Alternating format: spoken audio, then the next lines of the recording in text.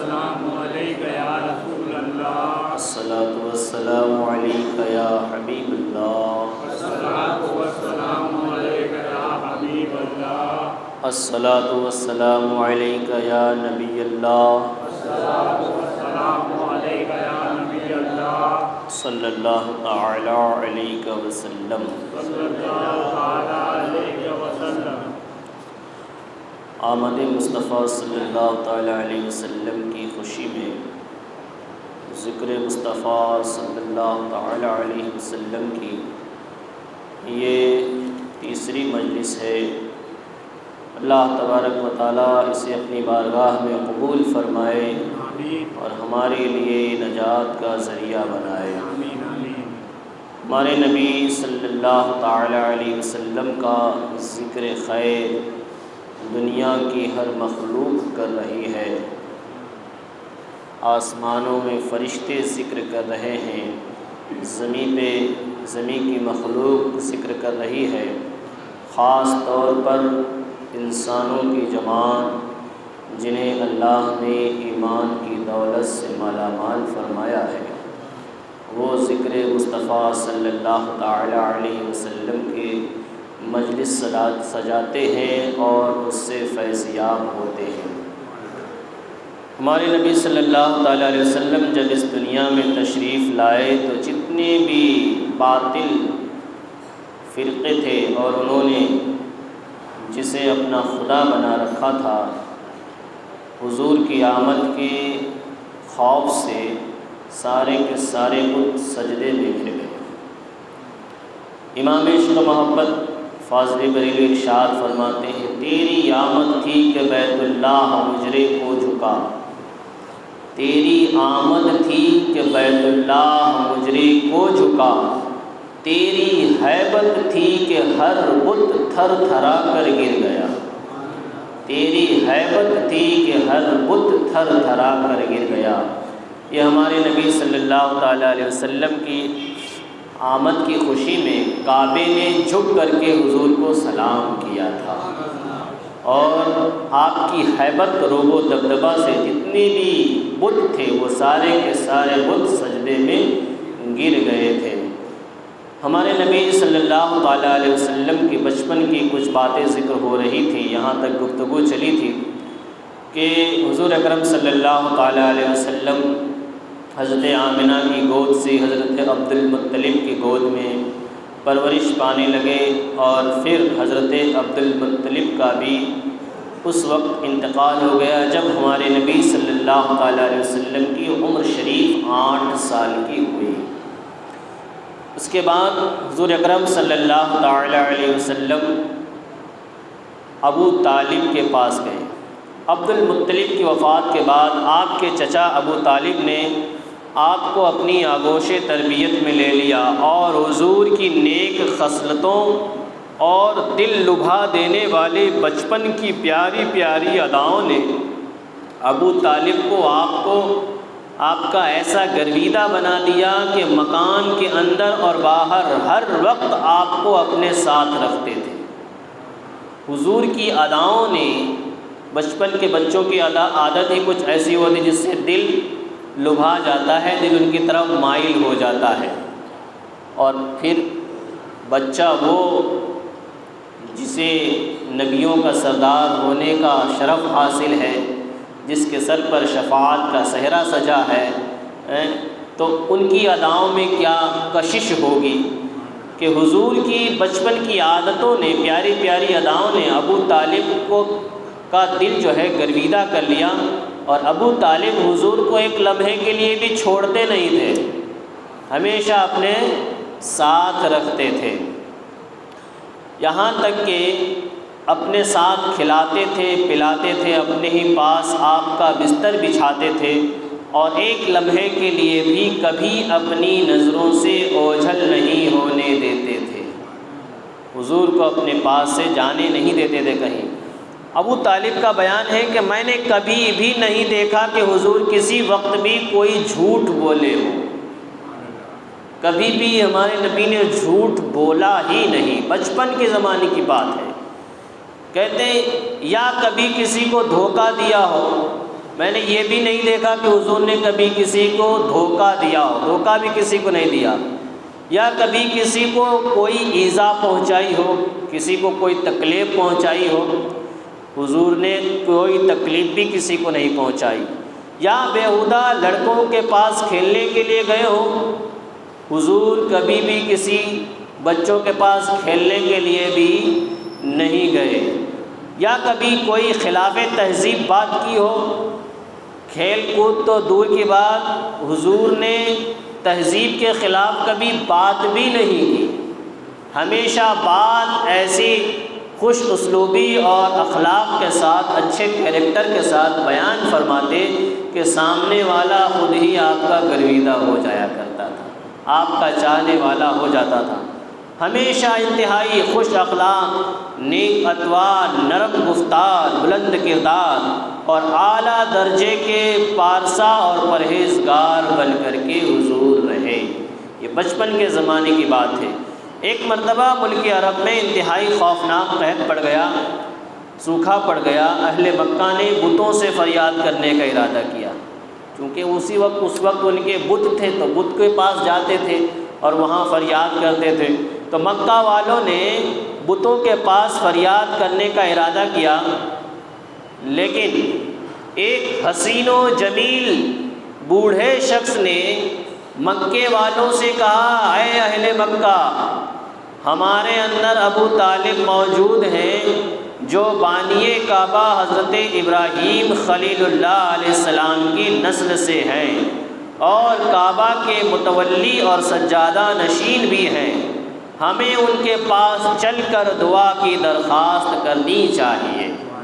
چنانچہ سرداران عرب ابو طالب کی خدمت میں حاضر ہوئے اور فریاد کرنے لگے، اے ابو طالب، قحط کی آگ نے سارے عرب کو جھلسا کر کے رکھ دیا ہے، جانور گھاس پانی کے لیے ترس رہے ہیں اور انسان دانہ پانی نہ ملنے سے تڑپ تڑپ کر دم توڑ رہے ہیں، قافلوں کی آمد و رفت بند ہو چکی ہے اور ہر طرف بربادی اور ویرانی کا دور دورہ ہے، آپ بارش کے لیے دعا کیجیے۔ اہل عرب کی فریاد سن کر ابو طالب کا دل بھر آیا اور حضور کو اپنے ساتھ لے کر کے حرم کعبہ میں گئے۔ کعبہ کے ارد گرد جو مسجد ہے اسے حرم کعبہ کہا جاتا ہے، وہاں گئے اور حضور کو دیوار کے ساتھ ٹیک لگا کر بٹھا دیا اور دعا مانگنے میں مصروف ہو گئے۔ ابو طالب دعا مانگنے میں مصروف ہو گئے، لیکن درمیان دعا میں حضور نے، ابھی وہ تو دعا مانگ رہے تھے، یہاں حضور نے اپنی انگلی کا اشارہ آسمان پر کر دیا، انگلی کا اشارہ آسمان پر کر دیا تو کیا ہوا؟ انگشت مبارک کو آسمان کی طرف اٹھا دیا، ایک دم چاروں طرف سے بدلیاں نمودار ہو گئیں اور فوراً ہی اس زور کا باران رحمت برسا، اس زور سے موسلادھار بارش ہوئی کہ عرب کی سرزمین سیراب ہو گئی۔ حضور کی ایک انگلی اٹھ گئی، تیری انگلی اٹھ گئی مہکا کلیجہ چر گیا۔ کہ حضور کی ایک انگلی اٹھ جائے تو چاند کے 2 ٹکڑے ہو جاتے ہیں، یہ تو بارش کا آنا ہے۔ حضور دعا فرما دے تو حضور کی دعا کبھی رد نہیں ہوتی۔ تو حضور نے صرف انگلی کا اشارہ فرمایا تو باران رحمت خوب تیز برسی، بارش خوب ہوئی، زمین سیراب ہو گئی سرزمین عرب، جنگلوں اور میدانوں میں ہر طرف پانی پانی نظر آنے لگا، چٹیل میدانوں کی زمینیں سرسبز و شاداب ہو گئی، قحط دفع ہو گیا، سوکھا چلا گیا اور کال کٹ گیا اور سارا عرب خوشحال اور نہال ہو گیا، خوشحال اور نہال ہو گیا، خوشی کے ساتھ رہنے لگا۔ یہ ہمارے نبی صلی اللہ علیہ وسلم کے انگلی اٹھانے کی برکت تھی کہ آسمان سے پانی ایسا برس گیا کہ ساروں کی تکلیفیں دور ہو گئی۔ پتہ چلا جب حضور بچپن میں تھے تبھی سے آپ لوگوں کی تکلیفیں دور فرماتے تھے، تو اب تو حضور قبر انور سے بھی ہماری مدد فرماتے ہیں، ہم یہاں سے پکارتے ہیں حضور سن لیتے ہیں، دور و نزدیک کے سننے والے وہ کان، کانے لالے کرامت پہ لاکھوں سلام۔ ہمارے نبی کی یہ شان ہے کہ وہ وہیں سے سب کچھ سن لیا کرتے ہیں اور اپنے منگتوں کو عطا کر دیا کرتے ہیں۔ یہی وہ بارگاہ ہے جہاں پہ منگتا مانگنے کے لیے جائے تو پھر دینے والے پوچھتے ہیں اور کیا چاہیے، اور کچھ چاہیے؟ دینے والے پوچھتے ہیں، حضور پوچھتے ہیں اور کیا چاہیے؟ کسی نے بیان کیا کہ حاتم طائی کے سخاوت کے بہت سارے دروازے تھے، تو ایک فقیر اگر چند دروازوں سے آتا تھا تو کسی دروازے سے اسے خالی نہیں لوٹایا جاتا تھا۔ حاتم طائی بڑا مشہور سخی ہے۔ تو جواب دینے والے نے کہا کہ حاتم طائی کا وہ دربار تھا جہاں سے ایک سائل اگر چند دروازوں سے آئے تو اسے واپس نہیں لوٹایا جاتا تھا، لیکن یہ ہمارے نبی کا دربار ہے، یہاں پہ سائل ایک بار آ جائے تو وہاں سے اتنا دے دیا جاتا ہے کہ پھر کبھی مانگنے کی ضرورت ہی نہیں پڑتی، اتنا دے دیا جاتا ہے کہ پھر مانگنے کی ضرورت نہیں پڑتی۔ واہ کیا جود و کرم ہے شہ بطحا تیرا، نہیں سنتا ہی نہیں مانگنے والا تیرا۔ یا رسول اللہ، آپ سے جو مانگنے والا ہے وہ کبھی نہیں سنتا ہی نہیں، بلکہ جو بھی مانگنے کے لیے آتا ہے آپ اسے عطا فرما دیا کرتے ہیں۔ یہ ہمارے نبی صلی اللہ تعالی وسلم کی شان ہے۔ چنانچہ ابو طالب نے اپنے ایک قصیدے میں، جس کو انہوں نے حضور اقدس صلی اللہ تعالی وسلم کی شان میں لکھا تھا، اس واقعے کو ایک شعر میں ذکر کیا ہے۔ جو واقعہ انگلی کے اشارے سے جو آسمان سے بدلی آئی اور پانی برسا، اس کو ایک شعر میں لکھا ہے، وَأَبْيَضُ يَسْتَقَى الْغَمَامُ بِوَجْهِهِ سِمَالُ الْيَتَامَى عِصْمَةٌ لِلْأَرَامِلِ، یعنی وہ کون؟ حضور صلی اللہ تعالی وسلم، یعنی وہ ایسے گورے رنگ والے ہیں کہ انہیں ان کے رخ انور کے ذریعے، ان کے چہرے کے ذریعے بدلی سے بارش طلب کی جاتی ہے، آسمان سے بارش طلب کی جاتی ہے، اور وہ یتیموں کا ٹھکانہ اور بیواؤں کے نگہبان ہیں۔ ہمارے نبی یتیموں کا ٹھکانہ ہے اور بیواؤں کے نگہبان ہیں۔ یہ ہمارے نبی صلی اللہ تعالیٰ علیہ وسلم کی شان ہے کہ آپ بچپن ہی سے لوگوں کی مدد کیا کرتے تھے، یتیموں، بیواؤں، کمزوروں کی مدد کیا کرتے تھے۔ ہمارے نبی صلی اللہ تعالیٰ علیہ وسلم کا ایک لقب ہے امی، امی یہ ایک لقب ہے ہمارے نبی کا۔ تو اس کے دو معنی ہوتے ہیں۔ حضور اقدس صلی اللہ علیہ وسلم کا لقب امی ہے، اس لفظ کے دو معنی ہیں۔ ایک معنی تو یہ ہے کہ ام القریٰ کی طرف، ام القریٰ کی طرف نسبت ہے۔ ام القریٰ مکہ مکرمہ کا لقب ہے، لہٰذا امی کے معنی مکہ مکرمہ کے رہنے والے ہوئے۔ ام القریٰ کس کو کہتے ہیں؟ مکہ معظمہ کو ام القریٰ کہا جاتا ہے، کیونکہ جہاں پر مکہ شریف ہے وہ پوری دنیا کا سینٹر ہے، بیچ کا حصہ ہے۔ وہ کیا ہے؟ بیچ کا حصہ ہے۔ اور قریٰ کہتے ہیں مطلب پوری بستی کو۔ ام القریٰ جو بیچ میں ہوتا ہے اسے ایک سردار کی حیثیت حاصل ہوتی ہے۔ ہمارے ہندوستان میں جو مین ہوتا ہے، جیسے دلی کیپٹل جس کو کہتے ہیں راجدھانی، تو وہ ایک مین حصہ ہوا کرتا ہے۔ سب پوری دنیا کا جو ہے مین سینٹر وہ کیا ہے؟ مکہ معظمہ ہے۔ تو اس کا ایک لقب کیا ہے؟ ام القریٰ ہے۔ تو ام القریٰ سے حضور کا لقب پڑا امی۔ کیا مطلب؟ امی مطلب مکہ شریف کے رہنے والے۔ اگر کوئی ہندوستان کا رہنے والا ہو تو اسے کہتے ہیں ہندوستانی، پیٹلاد کا رہنے والا ہو تو اسے کہتے ہیں پیٹلادی۔ تو یہی حضور ام القریٰ کے رہنے والے تھے، تو حضور کا لقب کیا ہو گیا؟ امی۔ کیا ہوا؟ امی۔ کیا مطلب؟ مکہ کے رہنے والے، ایک یہ معنی ہوا، لہٰذا امی کے معنی کیا ہوئے؟ مکہ کے رہنے والے۔ دوسرا معنی یہ امی کے یہ معنی ہے کہ آپ نے دنیا میں کسی انسان سے لکھنا پڑھنا سیکھا ہی نہیں ہے۔ آپ نے، حضور نے دنیا میں کسی انسان سے لکھنا پڑھنا نہیں سیکھا۔ کیوں نہیں سیکھا؟ کوئی آپ کا استاذ کیوں نہیں ہوا؟ آپ نے کسی کے پاس تعلیم کیوں نہیں حاصل کی؟ آگے کی گفتگو بڑی ہی دلچسپ ہے، اس میں آپ کو سمجھ میں آ جائے گا مکمل طور پر۔ بہرحال حضور نے دنیا میں کسی سے لکھنا پڑھنا سیکھا نہیں، یہ حضور کا بہت ہی عظیم الشان معجزہ ہے۔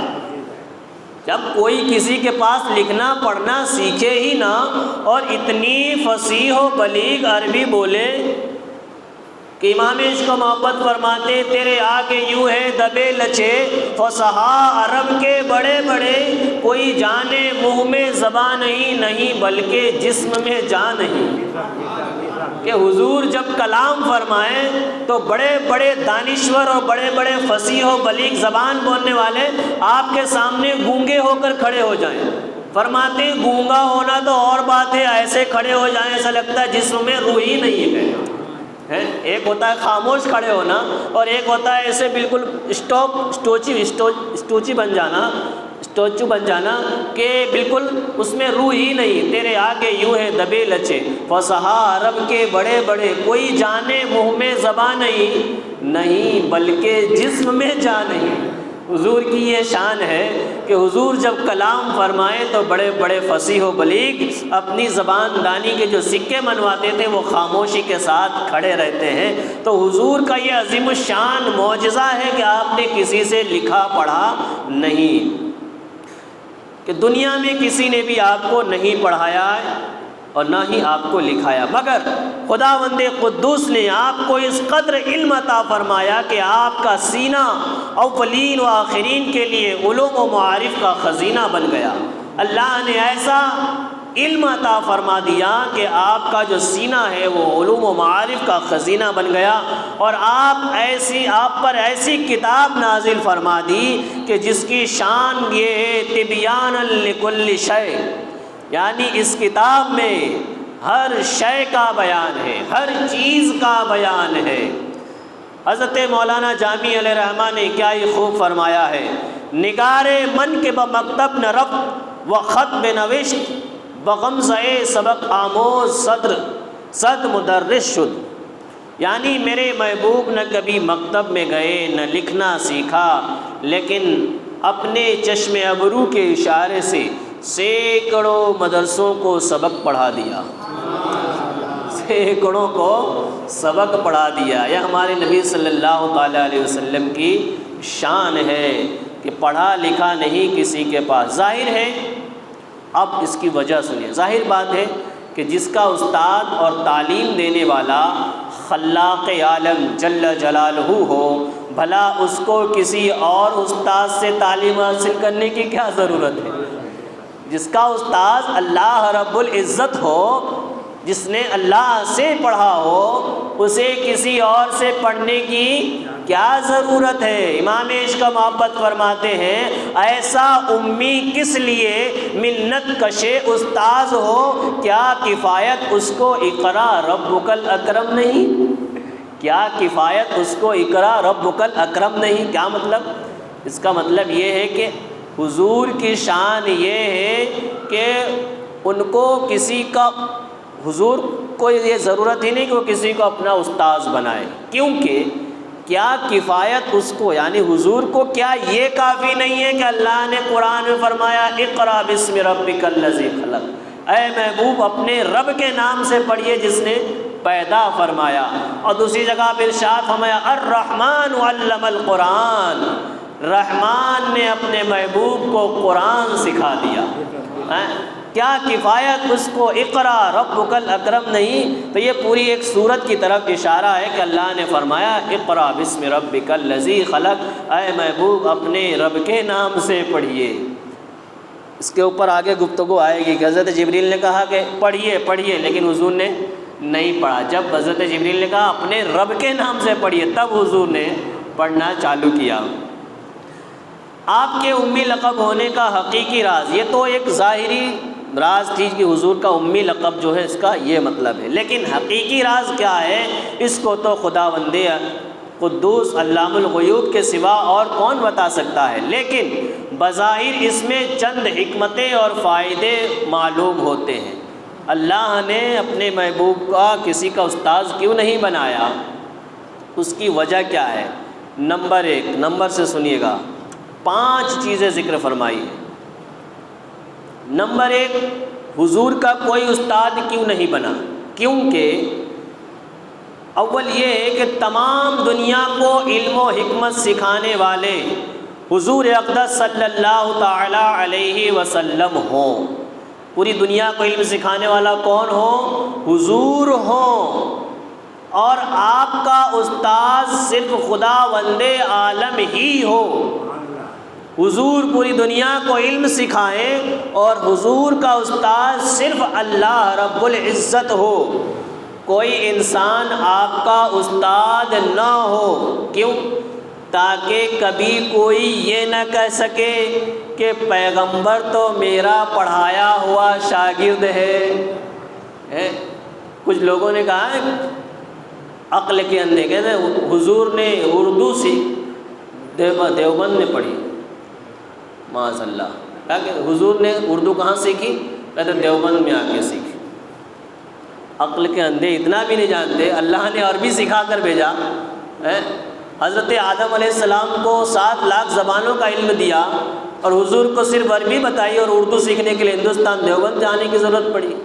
کیسی عجیب بات ہے کہ ایک چھوٹا سا بچہ بھی اس کو سمجھنا چاہے تو نہ سمجھ پائے، کیونکہ عقل میں آنے والی ہی بات نہیں ہے، ایسی بیہودہ باتیں۔ تو بہرحال پہلی وجہ یہ کہ حضور پوری دنیا کو علم سکھائیں اور حضور کو سکھانے والا صرف اللہ ہو، تاکہ حضور کا کوئی استاذ نہ ہو، تاکہ کوئی بعد میں یہ نہ کہہ سکے کہ پیغمبر تو کسی کا سکھایا ہوا ہے اور وہ اس کا استاذ ہے۔ تو ایک وجہ یہ۔ دوسری وجہ کیا ہے؟ دوسری وجہ یہ کہ کوئی شخص کبھی یہ نہ خیال کر سکے کہ فلاں آدمی حضور کا استاد تھا تو شاید وہ حضور سے زیادہ علم والا ہوگا۔ ظاہر بات ہے، کوئی بھی سوچے گا کہ بھائی یہ ایک شاگرد ہے، ایک استاذ ہے، شاگرد کے پاس جب اتنا علم ہے تو استاذ کے پاس کتنا علم ہوگا، ایسا کوئی سوچ سکتا ہے؟ اس لیے حضور کا کوئی استاد نہ ہوا۔ نمبر 3، حضور کے بارے میں کوئی یہ وہم بھی نہ کر سکے، یہ سوچ بھی نہ سکے کہ حضور چونکہ پڑھے لکھے آدمی تھے اس لیے انہوں نے خود ہی قرآن کی آیتوں کو اپنی طرف سے بنا کر پیش کر دیا ہے، اور قرآن انہی کا بنایا ہوا کلام ہے۔ تو کوئی یہ نہ کہے کہ حضور تو پڑھے ہوئے تھے، پڑھے لکھے تھے، اس لیے انہوں نے اپنی طرف سے عربی زبان میں قرآن بنا دیا اور لوگوں کو اس کی تعلیم دینے لگے، اپنا دین الگ سے بنا لیا۔ تو اللہ رب العزت کا یہ کلام ہے، اس کو بتانے کے لیے حضور کا کوئی استاد دنیا میں نہ ہوا۔ نمبر 4، جب حضور علیہ السلام ساری دنیا کو کتاب و حکمت کی تعلیم دے، قرآن کی تعلیم دے، تو کوئی یہ نہ کہہ سکے گا کہ پہلی اور پرانی کتابوں کو دیکھ دیکھ کر اس قسم کی انمول اور انقلاب آفرین تعلیمات دنیا کے سامنے پیش کر دی۔ کوئی یہ نہ کہہ سکے کہ پچھلی کتابوں کو دیکھ دیکھ کر کے ایسی حکمت والی کتاب دنیا کے سامنے پیش کر دی۔ اس لیے حضور کا دنیا میں کوئی استاذ نہ ہوا اللہ رب العزت کے سوا، اللہ رب العزت نے ہی حضور کو سکھایا۔ پانچویں وجہ کیا ہے؟ اگر حضور کا کوئی استاد ہوتا، اگر ہوتا ہے تو نہیں، اگر ہوتا تو آپ کو اس کی تعظیم کرنی پڑتی، آپ کو اس کی تعظیم کرنی پڑتی۔ ظاہر بات، استاذ کی تعظیم تو شاگرد کرتا ہے۔ حالانکہ حضور کو تو خالق کائنات نے اس لیے پیدا فرمایا تاکہ سارا عالم آپ کی تعظیم کرے، پوری دنیا آپ کی تعظیم کرے، اس لیے حضور کا کوئی استاذ نہیں ہوا۔ اسی لیے حضرت حق جل شانہ نے اس کو گوارا نہیں فرمایا کہ میرا محبوب کسی کے آگے زانوے تلمس تہ کرے اور کوئی اس کا استاد ہو، اس لیے حضور کا دنیا میں کوئی استاذ نہیں ہوا۔ حضور اکرم صلی اللہ تعالی علیہ وسلم نے کچھ سفر فرمائے تھے تجارت کے لیے، اس میں سے ایک سفر شام اور بحیرہ۔ جب حضور اکرم صلی اللہ علیہ وسلم کی عمر شریف 12 برس کی ہوئی تو اس وقت ابو طالب نے تجارت کی غرض سے ملک شام کا سفر کیا۔ ابو طالب کو چونکہ حضور اکرم صلی اللہ تعالی علیہ وسلم سے بہت ہی والہانہ محبت تھی، اس لیے وہ آپ کو اسی سفر میں اپنے ہمراہ لے گئے۔ حضور اکرم صلی اللہ تعالی علیہ وسلم نے اعلان نبوت سے قبل، اعلان نبوت سے پہلے 3 بار تجارتی سفر فرمایا۔ حضور نے جو اعلان فرمایا نبوت کا، اس سے پہلے 3 مرتبہ تجارت کا سفر فرمایا۔ 2 مرتبہ ملک شام گئے، 2 مرتبہ کہاں گئے؟ ملک شام گئے، اور 1 مرتبہ یمن گئے۔ یہ 3 سفر حضور نے اعلان نبوت سے پہلے فرمایا۔ تو یہ ملک شام کا پہلا سفر تھا جب حضور جا رہے تھے۔ اس سفر کے دوران بیچ میں بصرہ میں بحیرہ راہب تھا۔ بحیرہ راہب ایک عیسائی سادھو کا نام ہے۔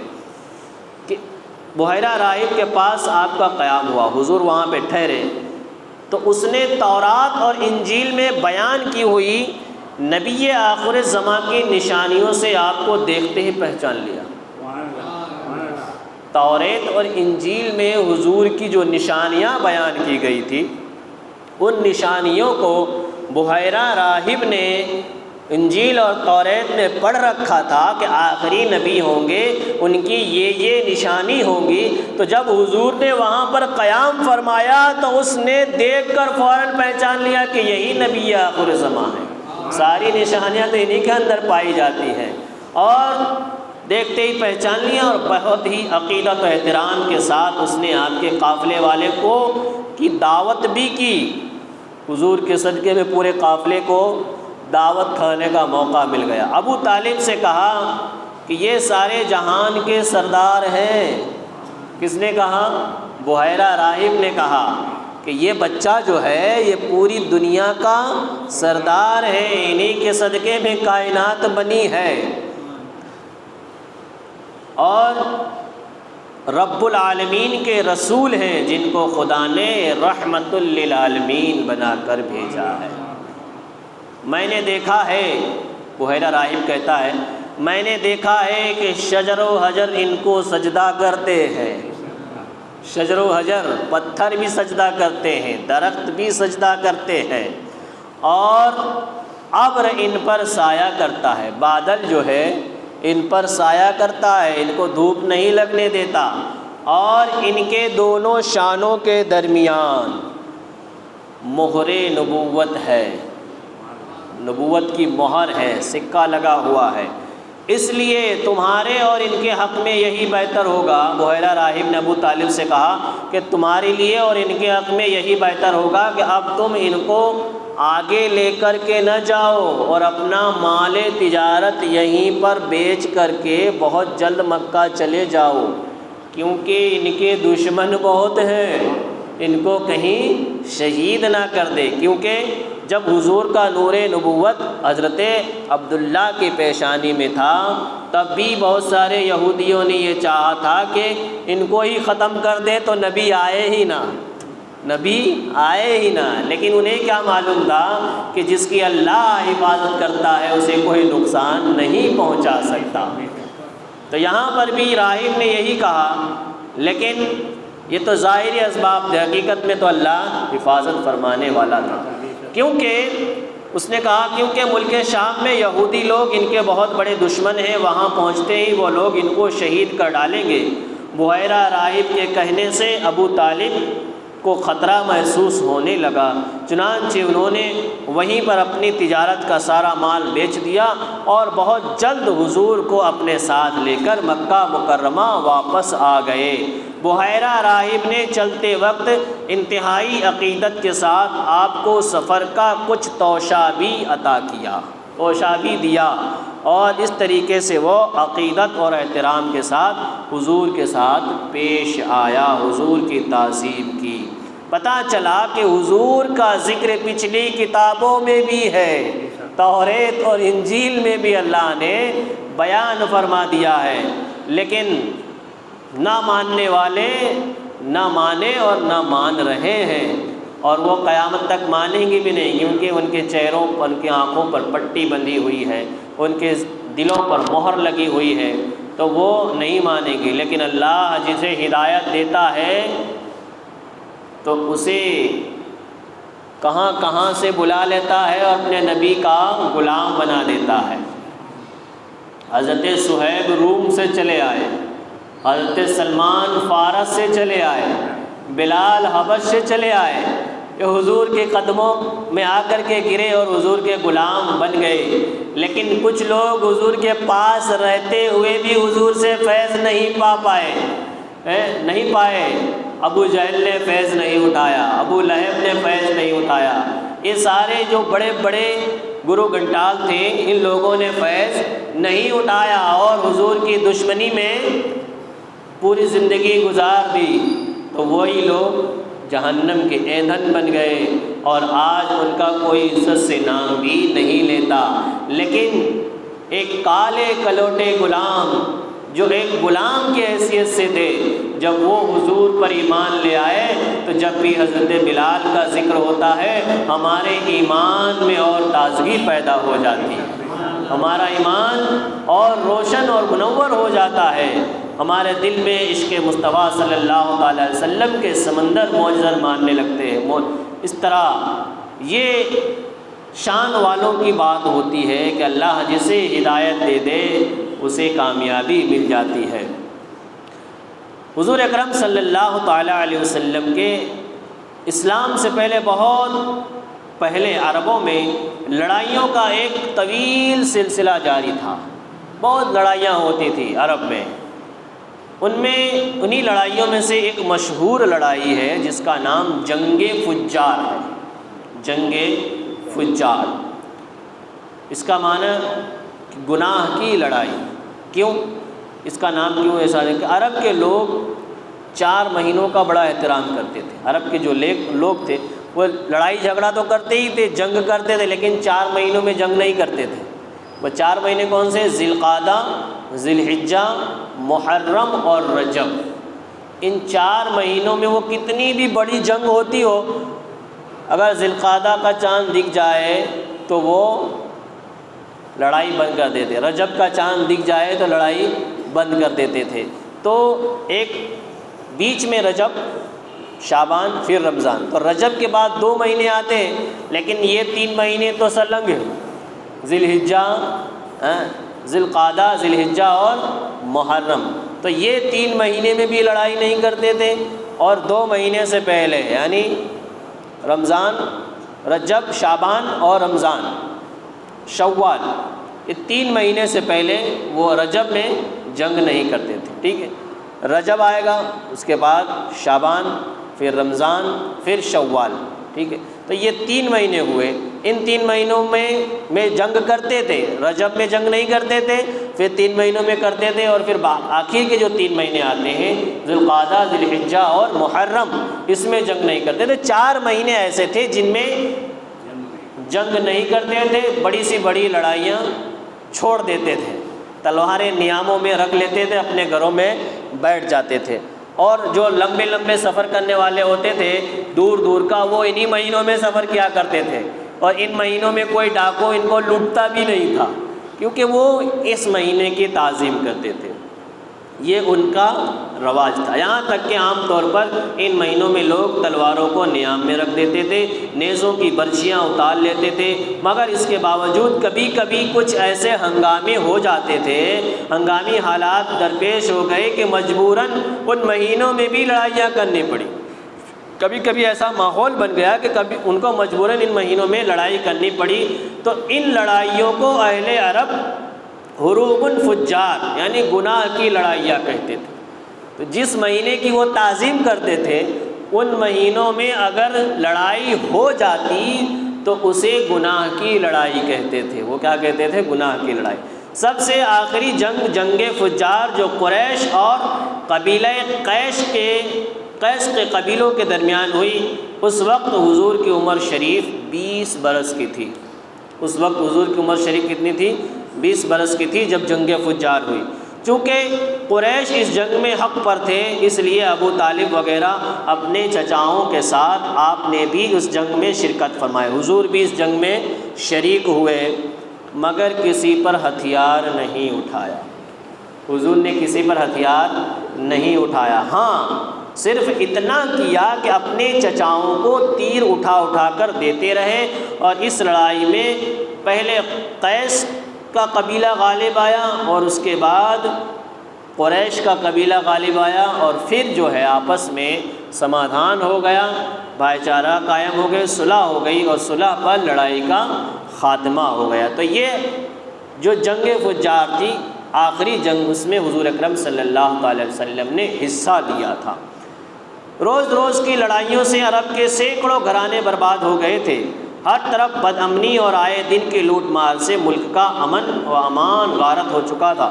کوئی شخص اپنی جان و مال کو محفوظ نہیں سمجھتا تھا، نہ دن کو چین نہ رات کو آرام۔ اس وحشتناک صورتحال سے تنگ آ کر کچھ صلح پسندوں نے جنگ فجار کے خاتمے کے بعد ایک اصطلاحی تحریک چلائی۔ چنانچہ بنو ہاشم، بنو زہرہ، بنو اسد وغیرہ قبائل قریش کے بڑے بڑے سرداران عبداللہ ابن جدعان کے مکان پر جمع ہو گئے، اور حضور کے چچا زبیر ابن عبد المطلب نے یہ تجویز پیش کی کہ موجودہ حالات کو سدھارنے کے لیے کوئی معاہدہ کرنا چاہیے، کوئی ایسا معاہدہ کرنا چاہیے، کوئی ایسا بل پاس کرنا چاہیے۔ چنانچہ خاندان قریش کے سرداروں نے بقائے باہم کے اصول پر، یعنی آپس میں باقی رہو، جیو اور جینے دو کے قاعدے کے اوپر قسم کا ایک معاہدہ کیا، ایک وعدہ کیا، اور وہ معاہدہ اٹھا کر اس کا عہد یہ کیا کہ ہم لوگ اس معاہدے میں کیا کریں گے، ہم لوگ ملک سے بے امنی کو دور کریں گے، ملک میں جو بے امنی پھیلی ہوئی ہے اسے دور کریں گے اور امن لائیں گے۔ نمبر 2، مسافروں کی حفاظت کریں گے۔ نمبر 3، غریبوں کی امداد کریں گے، مظلوم کی حمایت کریں گے، کسی ظالم یا غاصب کو مکہ میں نہیں رہنے دیں گے۔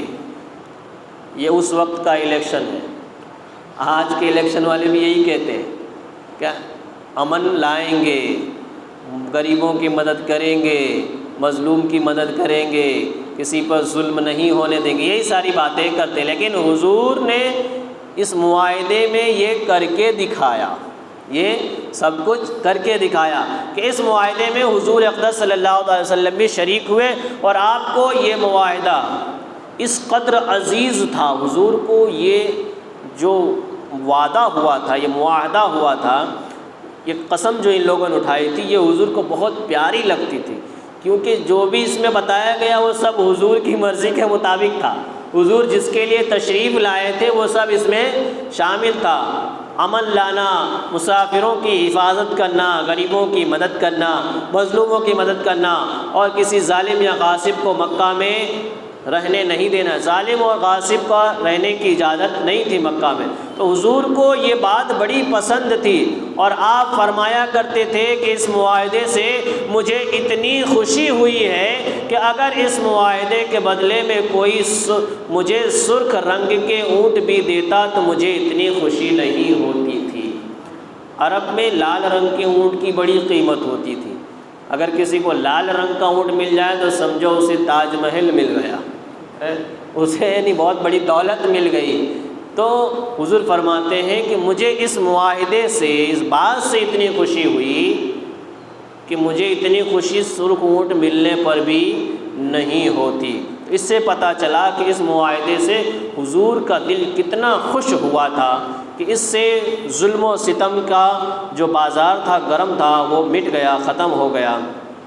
اور آج اسلام میں بھی اگر کوئی مظلوم یا آل حلوف الفضول کہہ کر مجھے مدد کے لیے پکارے تو میں اس کی مدد کے لیے تیار۔ حضور نے فرمایا تھا کہ اگر آج بھی اسلام میں اسلام آ گیا ہے، اسلام سب جگہ پھیل گیا ہے، اگر آج بھی مجھے کوئی آل حلف الفضول کہہ کر مدد کے لیے پکارے تو میں اس کی مدد کروں گا، میں اس کی مدد کروں گا۔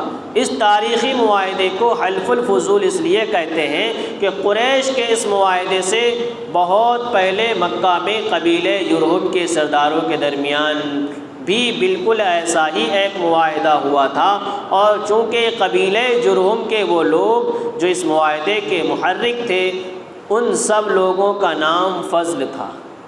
اس کا نام حلف الفضول کیوں رکھا گیا کہ اس سے پہلے قریش میں بھی اس قسم کا ایک معاہدہ ہوا تھا قبیلہ بنی جرہم کے اندر، تو ان لوگوں میں بھی ایسا ہی ایک معاہدہ ہوا تھا، تو جتنے بھی بڑے بڑے سردار تھے سب کا نام فضل تھا، سب کا نام کیا تھا؟ فضل تھا۔ ان سب لوگوں کا نام فضل تھا، یعنی فضل ابن حارث، فضل ابن وداع اور فضل ابن فضالہ۔ اس لیے اس معاہدے کا نام حلف الفضول ہی رکھ دیا گیا، ایک نشانی کے طور پر کہ اس سے جب بھی بولا جائے تو اس واقعے کی یاد آ جائے۔ یعنی اس کا مطلب کیا ہوا؟ ان چند آدمیوں کا معاہدہ جن کے نام فضل تھے، فضل نام کے آدمیوں کا جو معاہدہ ہوا تھا اسی معاہدے کے مطابق یہ معاہدہ بھی ہوا ہے، اس لیے اس کا نام ہی حلف الفضول رکھ دیا گیا۔ حضور اکرم صلی اللہ تعالیٰ علیہ وسلم نے پھر ملک شام میں ایک دوسرا سفر بھی فرمایا تھا۔ پھر حضور اکرم صلی اللہ تعالیٰ علیہ وسلم کا حضرت بی بی خدیجہ الکبریٰ رضی اللہ تعالیٰ عنہا سے نکاح ہوتا ہے، اور اس کے بعد آگے کی زندگی، حضور کی زندگی کے اتنے سارے واقعات ہیں کہ انہیں ان 12 دنوں میں پورا نہیں کیا جا سکتا، جتنا بھی کوشش کریں گے اتنا ہی کم ہے۔ بہرحال پھر بھی کوشش کے مطابق اسے پورا کرنے کی کچھ نہ کچھ ہمارے ذہنوں میں آ جائے اس بات کی کوشش کی جائے گی، چونکہ حضور کا بچپن کا زمانہ ایک اہم تھا، حضور کی پیدائش کا زمانہ کیا ہے، ایک اہم تھا، بھلے ہی اسے بار بار ہی بیان کیا جائے، وہ ہمارے لیے برکت کے طور پر بیان کیا جاتا ہے۔ کیا ہے؟ برکت کے لیے ہوتا ہے کہ جب بھی حضور کا ذکر خیر ہوتا ہے اللہ کی رحمتیں نازل ہوا کرتی ہیں۔ حضور اکرم صلی اللہ تعالیٰ علیہ وسلم کے اندر کچھ ایسی عادتیں تھیں کہ حضور کا زمانہ طفولیت جب ختم ہوا اور جوانی کا زمانہ جب آیا تو بچپن کی طرح آپ کی جوانی بھی عام لوگوں سے نرالی تھی۔ آپ کا شباب مجسم حیا اور چال چلن عصمت و وقار کا کامل نمونہ تھا۔ اعلان نبوت سے قبل حضور کی تمام زندگی بہترین اخلاق و عادات کا خزانہ تھی۔ سچائی، دیانتداری، وفاداری اور عہد کی پابندی، بزرگوں کی عظمت، چھوٹوں پر شفقت، رشتہ داروں سے محبت، رحم و سخاوت، قوم کی خدمت، دوستوں سے ہمدردی، عزیزوں کی غمخواری، غریبوں اور مفلسوں کی خبرگیری، دشمنوں کے ساتھ نیک برتاؤ، مخلوق خدا کی خیر خواہی، غرض کے تمام نیک خصلتوں اور اچھی باتوں میں آپ اتنی بلند منزل پر پہنچے ہوئے تھے کہ دنیا کے بڑے بڑے انسانوں کے لیے وہاں تک رسائی تو کیا اس کا تصور بھی ممکن نہیں ہے۔ حضور کی یہ خصلت تھی کم بولنا، حضور بہت کم بولتے تھے، فضول باتوں سے نفرت کرتے تھے، خندہ پیشانی اور خوش روئی کے ساتھ دوستوں اور دشمنوں سے ملتے تھے، ہر معاملے میں سادگی اور صفائی کے ساتھ بات کرتے۔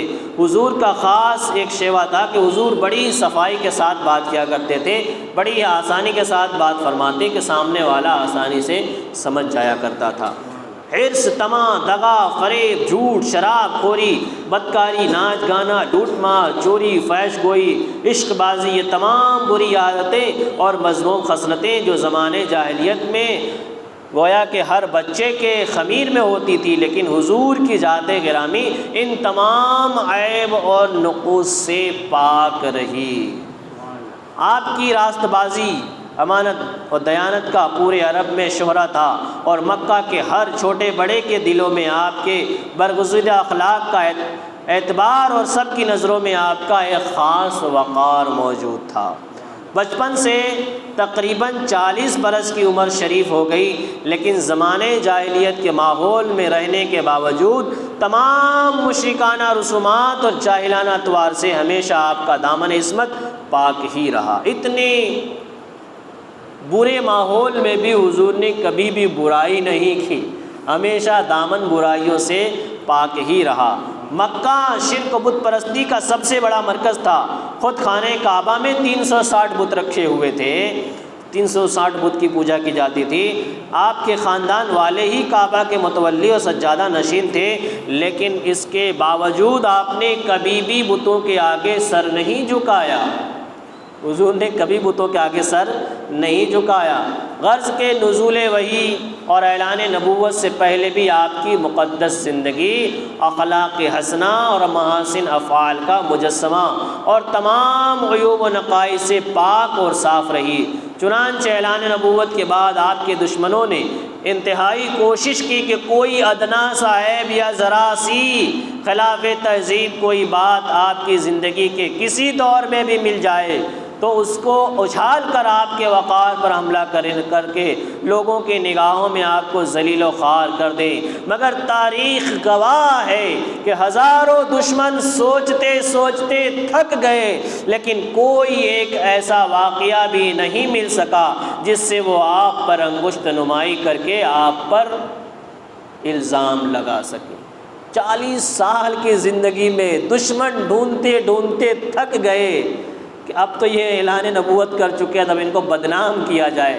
تو اب ان کی پچھلی زندگی دیکھی جائے، 40 سال کی ہسٹری اٹھا کر دیکھی جائے، کہیں انہوں نے جھوٹ تو نہیں بولا، کہیں انہوں نے دغا بازی تو نہیں کی، کہیں انہوں نے چوری تو نہیں کی، کہیں کسی کو دھوکہ تو نہیں دیا۔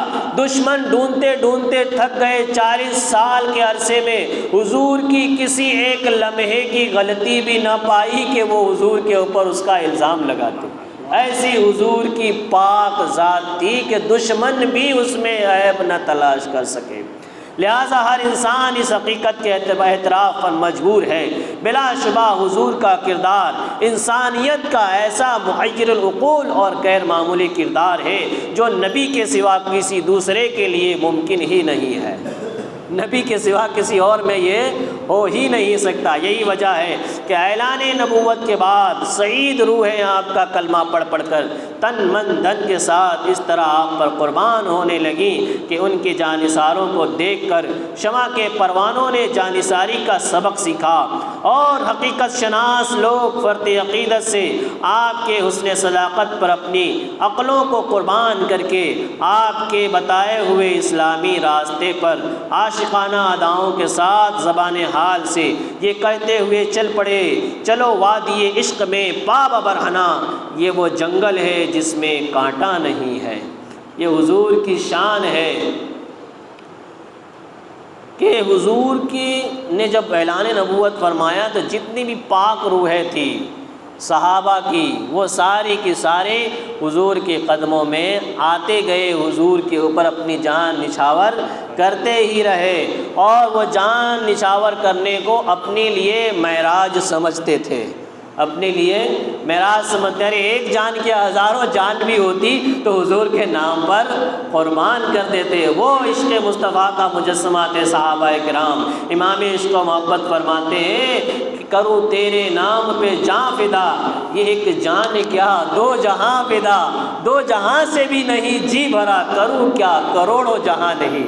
یا رسول اللہ صرف ایک ہی جان ہے، یہی آپ پر قربان ہے۔ جی تو چاہتا ہے کہ دونوں جہان کو قربان کر دوں، ارے دو جہاں سے بھی جی نہیں بھرتا، چاہتا ہے کہ کروڑوں جہاں قربان کر دوں، لیکن کروڑوں جہاں تو ہے ہی نہیں، کروڑوں جان بھی نہیں ہے کہ آپ کے نام پر قربان کی جائے۔ یہ حضور کی شان ہے کہ حضور کے عشق میں اگر کوئی بیمار بھی ہو جاتا ہے تو وہ یہی کہتا ہے کہ جان ہے عشق مصطفیٰ روز فضو کرے خدا، جس کو ہو درد کا مزہ ناز دوا اٹھائے کیوں، جس کو ہو درد کا مزہ ناز دوا اٹھائے کیوں۔ کہ حضور کے عشق میں جو بیمار ہوتا ہے اور اس بیماری سے جو اسے درد ہوتا ہے، اس درد میں وہ مزہ ہوتا ہے کہ وہ چاہتا ہے کہ یہ درد باقی رہے، اس کی دوا نہ لی جائے۔ یہ عاشقوں کی شان ہوا کرتی ہے، یہ عشق کا درد ہوا کرتا ہے۔ میرے دوست بزرگوں، اللہ تبارک و تعالی ہماری اس مجلس کو قبول فرمائے اور ہماری حاضری کو قبول فرمائے، ایمان کے ساتھ رکھے، ایمان پر خاتمہ عطا فرمائے، رسول پاک صلی اللہ تعالیٰ علیہ وسلم کے عشق عطا فرمائے اور ان کے فیضان سے مالا مال فرمائے۔ ہم سب کو دنیا اور آخرت کی بھلائیاں نصیب فرمائے، ہماری جائز تمناؤں کو پورا فرمائے۔ ہم میں جو بیمار ہیں انہیں شفائے کاملہ کاملہ عاجلہ کلیہ دائمہ عطا فرمائے اور ہم سب کو ایمان پر خاتمہ عطا فرمائے۔ اللہم ربنا تقبل منا انک انت السمیع العلیم وتب علینا انک انت التواب الرحیم برحمتک یا ارحم الراحمین۔ صلاۃ و سلام پڑھ لیں، پھر فاتحہ پڑھ لیں۔